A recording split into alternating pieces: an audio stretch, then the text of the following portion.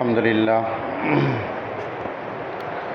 نحمده ونستعينه ونستغفره ونؤمن به ونتوكل عليه ونعوذ بالله من شرور أنفسنا ومن سيئات أعمالنا من يهده الله فلا مضل له ومن يضلله فلا هادي له ونشهد أن لا إله إلا الله وحده لا شريك له ونشهد أن سيدنا ونبينا ومولانا محمدا عبده ورسوله أما بعد فقد قال الله تعالى يا أيها الذين آمنوا اتقوا الله حق تقاته ولا تموتن إلا وأنتم مسلمون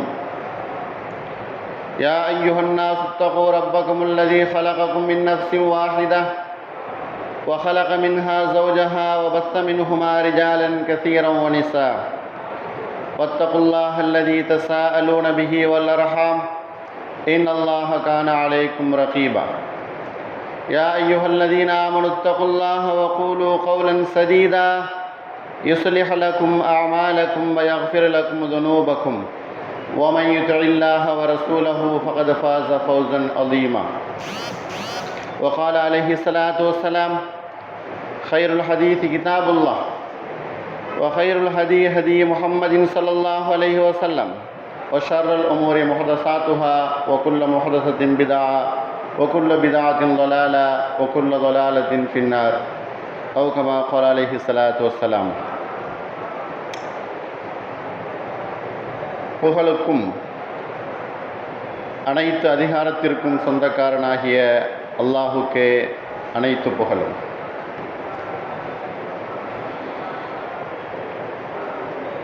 இந்த ஜும்மாவுடைய உரை அல்லாஹுவை ஞாபகப்படுத்தி அல்லாஹுவை பயந்து கொள்ளும்படியும் அல்லாஹுவை அஞ்சிக் கொள்ளும்படியும் ஆரம்பமாக எனக்கும் அடுத்து உங்களுக்கும் உபதேசம் செய்து கொண்டவனாக எனது உரையை ஆரம்பம் செய்கிறேன். அல்லாஹ் வழங்கிய எல்லா நாட்களும் சிறப்பான நாட்கள், சிறப்பான நேரங்கள். அல்லாஹ் கொடுத்த எல்லா நியாமத்துகளும் பாக்கியம் பொருந்தியது. அதுபோன்று நமக்கு ஞாபகப்படுத்தக்கூடிய எதிரே வரக்கூடிய துல்ஹஜ்ஜினுடைய மாதம் இது இப்ராஹிம் அலைஹிஸ்ஸலாம் அவர்களுடைய எல்லா செயல்களையும் ஞாபகப்படுத்தி அவர்கள் அல்லாஹ்விடத்தில் உயர்ந்த அந்தஸ்தை பெற்ற அந்த நேர்வழியை நாம் நமது வாழ்க்கையிலே கொண்டு வர வேண்டும் என்கிற ஒரு உன்னத நிலைதான் ஹஜ்ஜு பெருநாளும் ஹஜ்ஜினுடைய மாதங்களும் நமக்கு சொல்லக்கூடியது. இப்ராஹிம் அலைஹிஸ்ஸலாம் அவர்கள் உயர்ந்த நபி.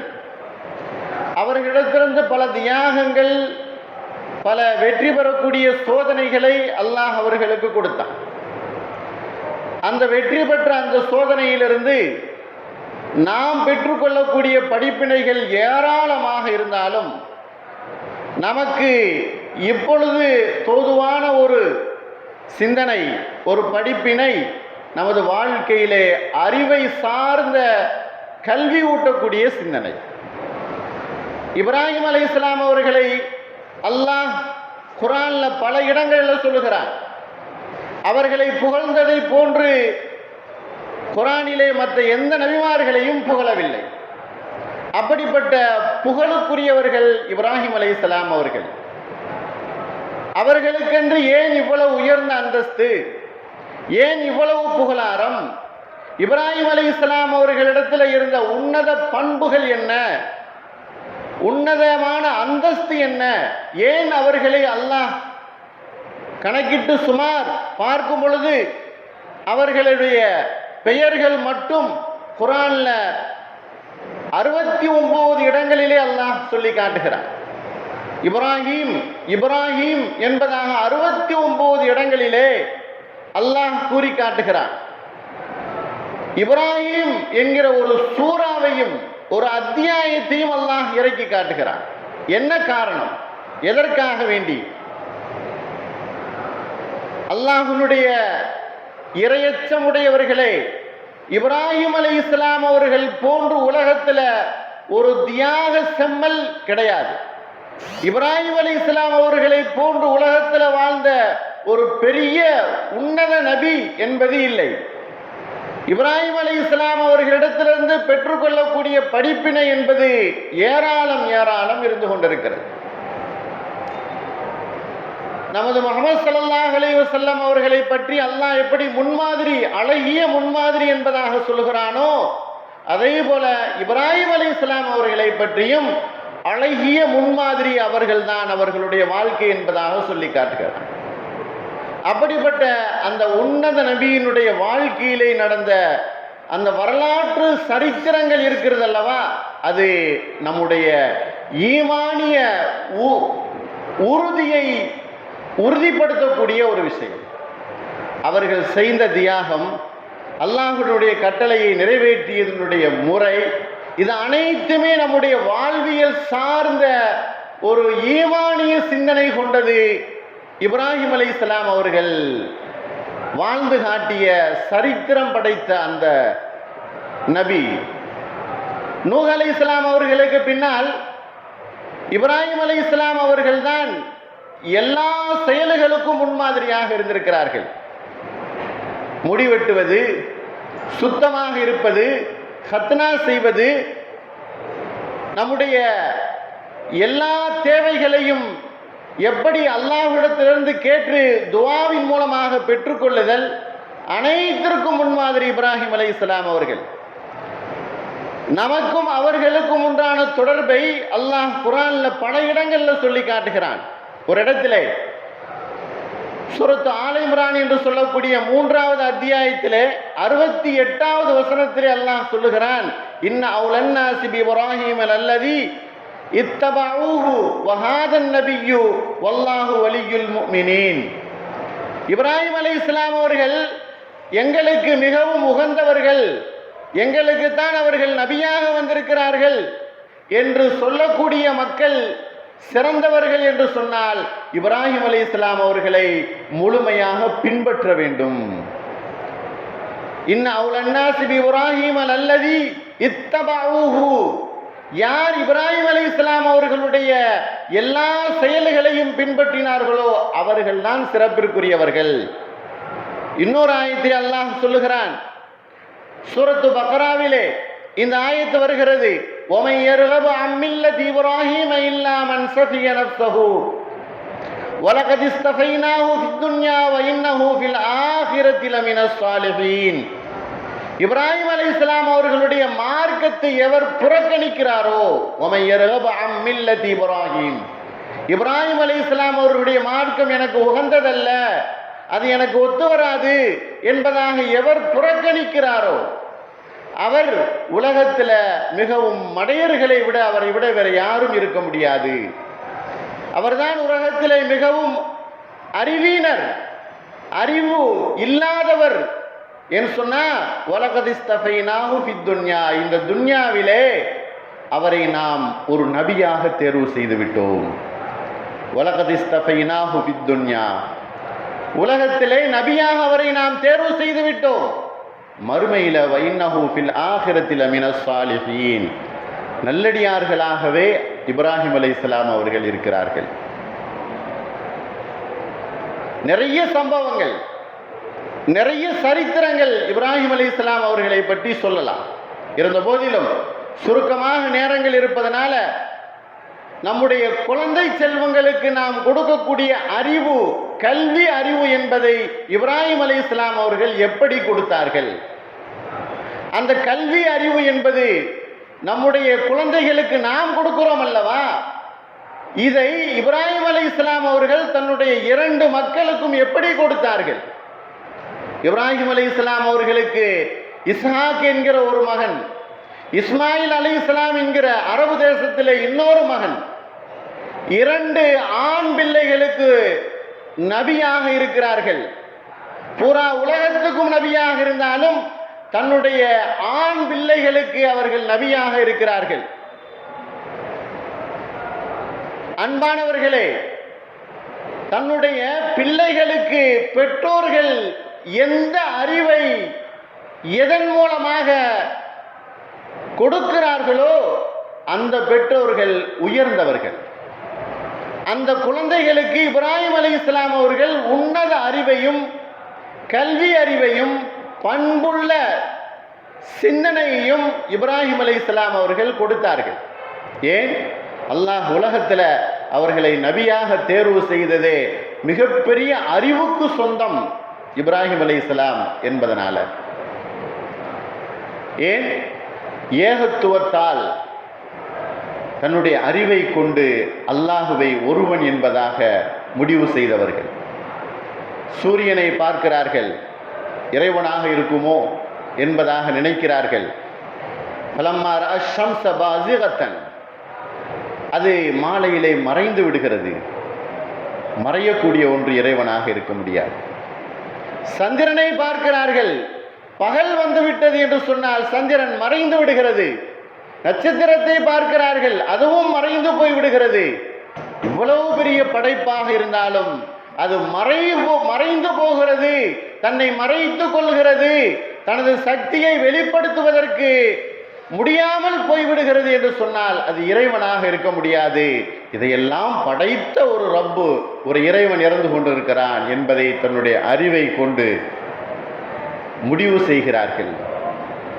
அன்பானவர்களே, இதுதான் ஏகத்துவத்தை முடிவு செய்யக்கூடிய அறிவு. இறைவன் ஒருவன், அவனுக்கு எதுவும் ஈடு இணை இல்லை. இணைவாக ஆக்குவதும் மிகப்பெரிய பாவச் செயல், குற்றச் செயல். அவனுடைய லாத்தை கொண்டும், லாத் என்று சொன்னால் அவனுடைய உள்ளமை, அளவுகோல், அளவு, உருவம், உட்காருதல், உருவப்படுத்துதல், இதிலே எந்த ஒரு இணையும் கிடையாது. அவனுடைய தன்மைகள், அதிலேயும் ஈடு இணை இல்லை. சக்தி உடையவன், குதிரத்துடையவன், அவன் ஷாஃபியுல் முத்லக், அவன் எல்லா நோய்களையும் நிவாரணம் படுத்தக்கூடியவன் என்பதில் தன்மையிலையும் இணை வைக்குதல். இது இப்ராஹிம் அலைஹிஸ்ஸலாம் அவர்கள் தங்களுடைய அறிவை கொண்டும் சிந்தனையை கொண்டும் மிகப்பெரிய ஒரு எழுச்சியை உலகத்திலே உண்டு பண்ணியவர்கள் இப்ராஹிம் அலைஹிஸ்ஸலாம் அவர்கள். அப்படிப்பட்ட சிந்தனையிலே தான் ஒரு தடவை இப்ராஹிம் அலைஹிஸ்ஸலாம் அவர்கள் அந்த அரசனிடத்திலே தன்னுடைய அறிவை சொல்லுகிறார்கள். இது கால இப்ராஹீமு ரப்பி அல்லதி யுஹ்யீ வ யுமீத், என்னுடைய ரப்பு, எனது இறைவன், அவன் உயிரும் கொடுப்பான், உயிரையும் எடுப்பான். அந்த அரசன் சொல்லுகிறான், நானும் உயிரை எடுப்பேன், நானும் உயிரை கொள்வேன். ஒரு மனிதனை பிடித்து கொலை செய்கிறான், இன்னொரு மனிதனை விட்டு விடுகிறான். இப்பொழுது இப்ராஹிம் அலைஹிஸ்ஸலாம் அவர்கள் அந்த அரசனுடைய, அந்த மன்னனுடைய வாயை அடைக்க செய்வதற்கு தன்னுடைய புத்தியை, யோசனையை செய்கிறார்கள். எனது இறைவன் கிழக்கிலிருந்து சூரியனை உதயமாக்குகிறான், நீ வேணால் மேற்கிலிருந்து அந்த சூரியனை உதயமாக்கு. புகித்தல்லதி கஃபர், அவன் வாயடைத்து போய்விடுகிறான். ஒன்று போனால் செய்ய முடியவில்லை. இப்படி தன்னுடைய அறிவை கொண்டு உலகத்தில் மிகப்பெரிய புரட்சியை செய்தவர்கள் இப்ராஹிம் அலைஹிஸ்ஸலாம் அவர்கள். இந்த மாதிரி நிறைய சம்பவங்களை நாம் சொல்ல முடியும். நமக்கு தேவையான விஷயம், இப்படிப்பட்ட அறிவு தன்னுடைய குழந்தைகளுக்கு வந்தது. பெற்றோர்களுடைய அறிவு, பெற்றோர்களுடைய சிந்தனை, பெற்றோர்களுடைய கல்வி, பெற்றோர்கள் கற்றுக்கொண்டிருக்கக்கூடிய அந்த பண்பு நிச்சயமாக நாம் சொல்லிக் கொடுக்காவிட்டாலும் இயற்கையாக அந்த குழந்தைகளுடைய இயற்கையிலேயே வந்துவிடும். நாம் எப்படி தொழுகிறோம், நாம் எப்படி அந்த நம்முடைய நண்பர்களிடத்தில் பேசுகிறோம், எப்படி நாம் நடந்து கொள்கிறோம் என்பதை பார்த்து சின்ன சின்ன குழந்தைகள் கற்றுக்கொள்கிறது. அதே அரபியிலே ஒரு பழமொழி சொல்வார்கள், அல் இல்மு ஃபிஸ் ஸகரி கன் நக்ஷி ஃபில் ஹஜர். சிறுபிராயத்திலே கற்றுக்கொள்ளக்கூடிய இந்த கல்வி இருக்குது, இது மிகப்பெரிய ஒரு பாறையிலே எழுதுவதை போன்று, வடிவமைப்பதை போன்று, அது மாறவே மாறாது. இன்றைக்கு பிச்சளங்குழந்தைகளுடைய உள்ளங்களிலேயும் அவர்களுடைய சிந்தனையிலேயும் எதை எதையெல்லாம் விதைக்கணும் என்பதற்கு ஒரு முன்மாதிரியான உதாரணம் இப்ராஹிம் அலைஹிஸ்ஸலாம் அவர்களுடைய குடும்பம். அவர்கள் செய்த செயல், அவர்கள் கற்றுக் கொடுத்த கல்வி. அல்லாஹ்வினுடைய கட்டளை, மக்காவிற்கு செல்ல வேண்டும், பாலைவனத்திற்கு போகணும், அங்கு 2 நபர்களையும் விட்டுட்டு வந்துவிட வேண்டும். அல்லாஹ்வினுடைய கட்டளை. ஹாஜரா அம்மையார் அவர்களையும் இஸ்மாயில் அலைஹிஸ்ஸலாம் அவர்கள் கை குழந்தையாக இருக்கக்கூடிய அந்த சமயத்தில் பாலைவனத்திலே, அந்த மக்கமா நகரனுடைய பாலைவனத்திலே, மனிதர்களே இல்லாத அந்த இடத்திலே அல்லாஹ்வினுடைய கட்டளை மட்டுமே குறிக்கோளாக கொண்டு இப்ராஹிம் அலைஹிஸ்ஸலாம் அவர்கள் தன்னுடைய மனைவியையும் தன்னுடைய கை குழந்தையையும் விடுகிறார்கள். அப்பொழுது அந்த மனைவி கேட்கிறார்கள், இப்ராஹிமே, இது இறைவனுடைய கட்டளையா? எங்களை இப்படி வனாந்தரத்திலே விட்டு செல்லணும் என்பது அல்லாஹ்வினுடைய கட்டளையா, இறைவனுடைய கட்டளையா? இப்ராஹிம் அலைஹிஸ்ஸலாம் அவர்கள் ஆம் என்பதாக சொல்லுகிறார்கள். இதை கேட்டுவிட்ட அவர்களுடைய மனைவி ஹாஜரா அம்மையார் அவர்கள் என்ன சொல்லுகிறார்கள் தெரியுமா? அல்லாஹ்வினுடைய கட்டளை என்று சொன்னால் நிச்சயமாக அல்லாஹ் எங்களை கைவிட மாட்டான். நம்முடைய குடும்பங்களிலே நம்முடைய கணவன்மார்கள், நம்முடைய மனைவிமார்களுடைய வார்த்தைகள் எப்படி இருக்குது? இதுவல்லவே பண்புகளின் ஒரு மிகப்பெரிய அங்கம். ஒரு பண்பாளர்களுடைய பேச்சு. அல்லாஹ்வினுடைய கட்டளை என்று சொன்னால் முழுமையாக கட்டுப்படுவார்கள். எந்த ஒரு சுய சிந்தனைக்கும் அங்கு வேலை இல்லை. சுய சிந்தனை அல்லாஹ்வினுடைய கட்டளையில வந்தது என்று சொன்னால் அது மறுப்பாக மாறிவிடும், இறை மறுப்பாக மாறிவிடும். அல்லாஹ்வினுடைய கட்டளைக்கு முன்னால் சுய சிந்தனையும் சுய அறிவும் வேலை செய்கிறது என்று சொன்னால் இறை மறுப்பாக மாறிவிடும். அப்படித்தான் இப்லீஸ் மறுத்தான். என்னுடைய சிந்தனை மனிதனுக்கு சஜிதா செய்யக்கூடாது என்பது, அல்லாஹ்வினுடைய கட்டளை மனிதனுக்கு ஆதம் அலைஹிஸ்ஸலாம் அவர்களுக்கு சஜிதா செய்யும்படி அல்லாஹ்வுடைய கட்டளை. சுய சிந்தனையும் சுய யோசனையும் அவன் சிந்தித்தான். இறை மறுப்பாளனாக, காபிராக மாறினான்.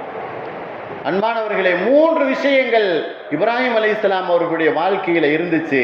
அதுல முதல் விஷயம், அல்லாஹ்வினுடைய கட்டளையை முழுமையாக சுய சிந்தனை இல்லாமல், சுய யோசனை இல்லாமல், அல்லாஹ் கட்டளையிட்டு விட்டால் நான் செய்வேன், தொழுக சொல்லிவிட்டால் நான் தொழுவேன், ஜகாத்து கொடுக்க சொல்லிவிட்டால் நான் செய்வேன், என்னை நோன்பு நோக்கும்படி சொல்லிவிட்டால் நான் செய்வேன், ஹஜ்ஜை செய்யணும், நிறைவேற்றணும், பணம் இருந்தது என்று சொன்னால் உடனடியாக நிறைவேற்றணும்.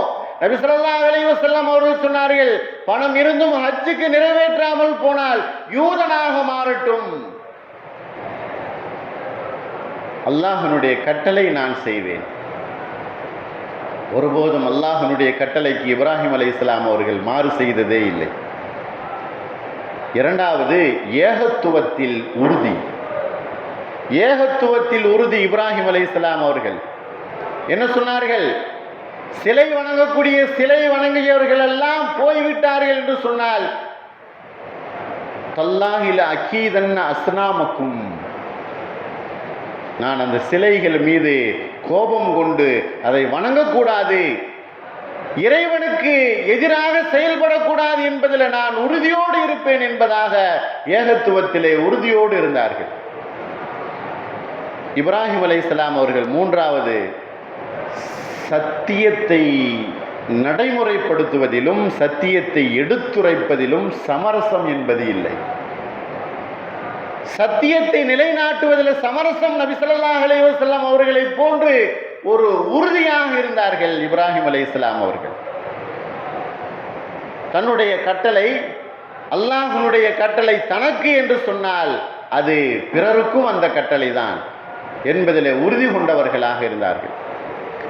அந்த சமயத்தில் தான் இப்ராஹிம் அலைஹிஸ்ஸலாம் அவர்கள் அங்கு தன்னுடைய மகனையும் மனைவியையும் விட்டு சொல்லக்கூடிய அந்த சமயத்தில் அல்லாஹ்வினுடைய கட்டளையை நான் நிறைவேற்றுகிறேன் என்று சொல்லும்போது, அல்லாஹ்வினுடைய கட்டளை என்று சொன்னால் அல்லாஹ் எங்களை ஒருபோதும் கைவிட மாட்டான், எங்களை ஒருபோதும் வீணாக்கி விட மாட்டான்.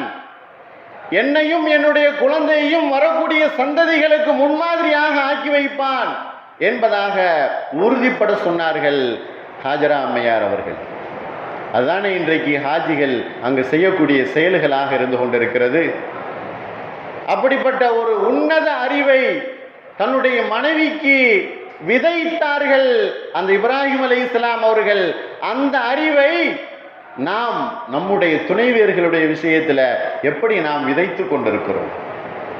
அல்லாஹ்வினுடைய கட்டளை நிறைவேற்றினால் நிச்சயமாக அல்லாஹ் நமக்கு பல வகையிலே உதவிகள் செய்வான் என்கிற ஒரு உறுதிப்பாடை நாம் எந்த அளவுக்கு விதைத்திருக்கிறோம், எந்த அளவுக்கு அது சாத்தியப்பட்டிருக்கிறது நம்முடைய குடும்பங்களிலே.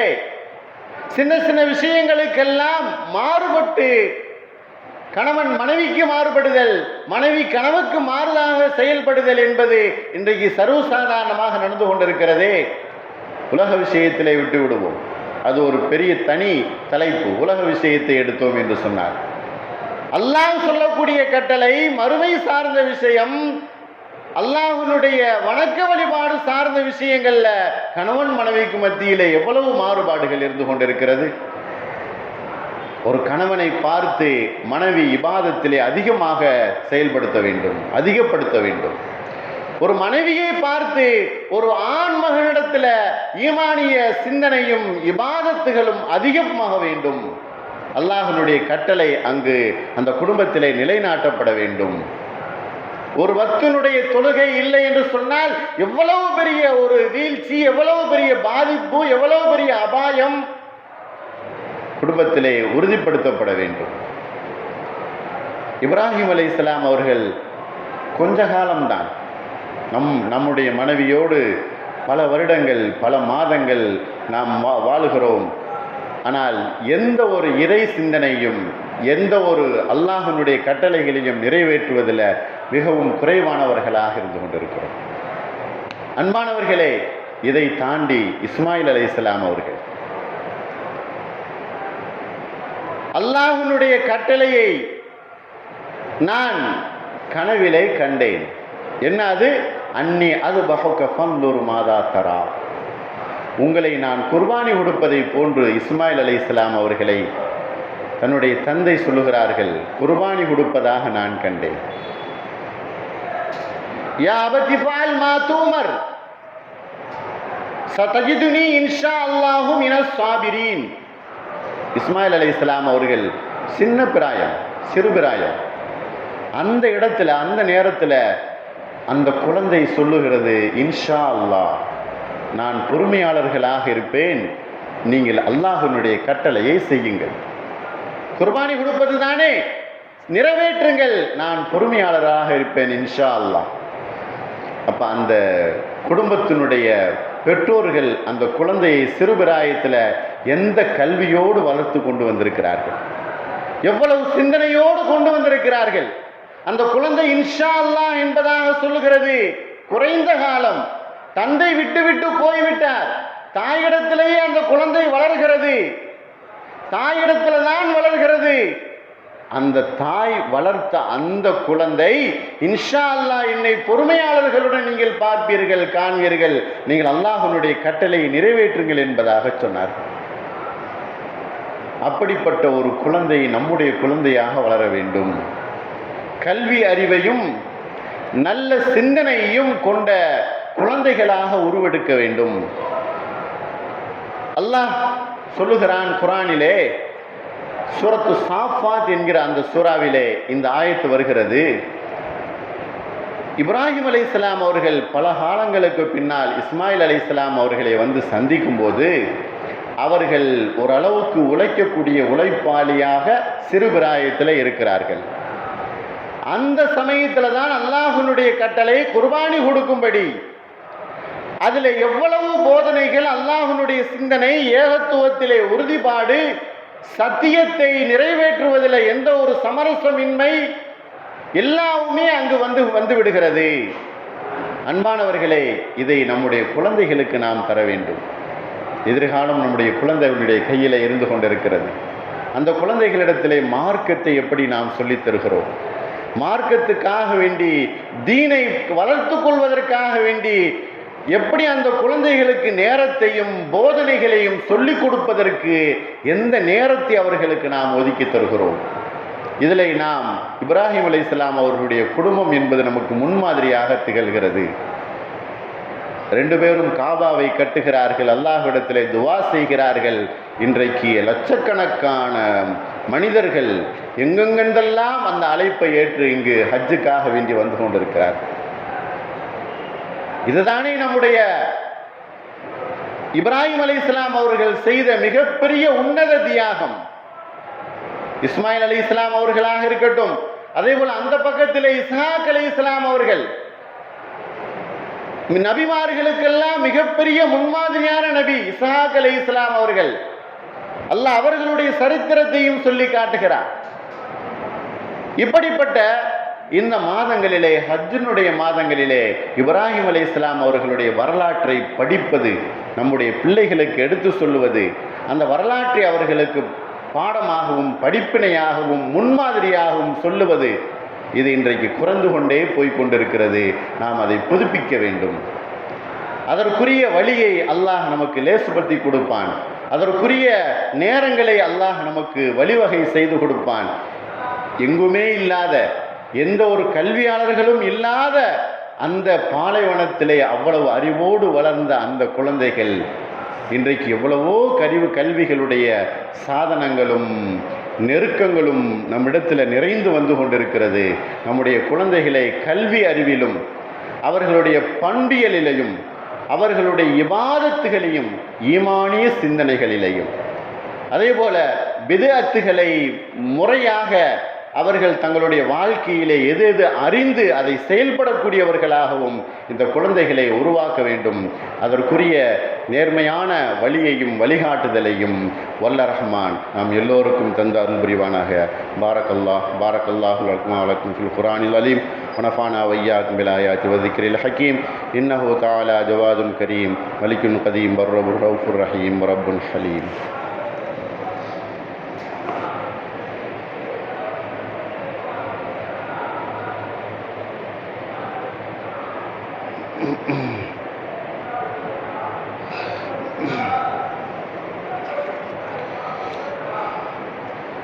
அல்ஹம்துலில்லாஹ் நஹ்மதுஹு வ நஸ்தஈனுஹு வ நஸ்தக்ஃபிருஹு வ நு'மினு பிஹி வ நதவக்கலு அலைஹி வ நஊது பில்லாஹி மின் ஷுரூரி அன்ஃபுஸினா வ மின் ஸய்யிஆத்தி அமாலினா மன் யஹ்திஹில்லாஹு ஃபலா முதில்ல லஹு வ மன் யுضلل ஃபலா ஹாதிய லஹு வ நஷ்ஹது அன் லா இலாஹா இல்லல்லாஹு வஹ்தஹு லா ஷரீக லஹு வ நஷ்ஹது அன்ன ஸய்யிதனா வ நபியனா மௌலானா முஹம்மதன் அப்துஹு வ ரசூலுஹு. அம்மா பஅத் ஃபகத் क़ால அல்லாஹு தஆலா ஃபபஷ்ஷர்னாஹு பிகுலாமின் ஹலீம். அல்லாஹ் திருமறையிலே ஃபபஷ்ஷர்னாஹு பிகுலாமின் ஹலீம் சூரத்து சாஃபாத்திலே அல்லாஹ் சொல்லுகிறான், நாம் இப்ராஹிம் அலைஹிஸ்ஸலாம் அவர்களுக்கு ஒரு பொறுமையான அடியாரை அவர்களுக்கு நாம் குழந்தையாக கொடுத்தோம். ஃபபஷ்ஷர்னாஹு பிகுலாமின் ஹலீம். ஹலீம் என்பது பொறுமைக்கு உடைய பெயராக இருக்கிறது.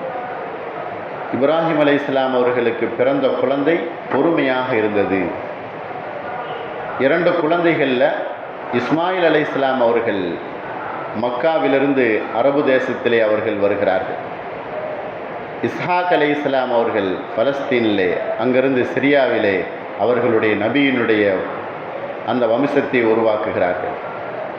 இப்ராஹிம் அலைஹிஸ்ஸலாம் அவர்களுடைய 2 குழந்தைகளும் மார்க்கத்திற்கும் தீனுக்கும் பொறுமையானவர்களாக திகழ்கிறார்கள். அல்லாஹ் அதைத்தான் குர்ஆனில் சொல்கிறான், ஃபபஷ்ஷர்னாஹு பிகுலாமின் ஹலீம். பொறுமையாளர் என்பவர்களை கொண்டு நபியே உங்களுக்கு நாம் சுப செய்தியாக சொன்னோம். இன்னும் இதுக்கு நேரடியான அர்த்தம் ஃபபஷ்ஷர்னாஹு பிகுலாமின் ஹலீம். இப்ராஹிம் அலைஹிஸ்ஸலாம் அவர்களுக்கு நாம் சுப செய்தி சொன்னோம், உங்களுக்கு ஒரு அழகான பொறுமையான குழந்தையை உங்களுக்கு நாம் தர இருக்கிறோம். இந்த இப்ராஹிம் அலைஹிஸ்ஸலாம் அவர்களுக்கு கிடைத்த இந்த குழந்தை அவர்களுக்கு பெற்ற மிகப்பெரிய பாக்கியம். நமக்கும் நம்முடைய குழந்தைகள் இருக்கிறார்கள். எப்படி இந்த குழந்தைகளை நாம் பார்க்கிறோம்? ஏதோ ஊர் உலகத்தில் குழந்தைகள் இருக்குது, அது மாதிரி நமது குழந்தையும் என்பதாக நினைக்கிறோம். அல்லாஹ் கொடுத்த அமானிதம் இந்த குழந்தைகள். இந்த குழந்தைகளுக்கு செய்யக்கூடிய கடமைகளில் நாம் எந்த ஒரு குறையும் வைத்து விடக்கூடாது. எப்படி அந்த குழந்தை உடல் சரியில்லை என்று சொன்னால் சோர்ந்து போய் உட்காரும் பொழுது நமது எப்படி மனது பதபதைக்கிறது, அதுபோன்று அந்த குழந்தைகளுக்கு கல்வி அறிவு இல்லாது போய்விட்டால் அதைவிட மிகப்பெரிய கஷ்டத்திற்கும் கவலைக்கும் நாம் உள்ளாக வேண்டும்.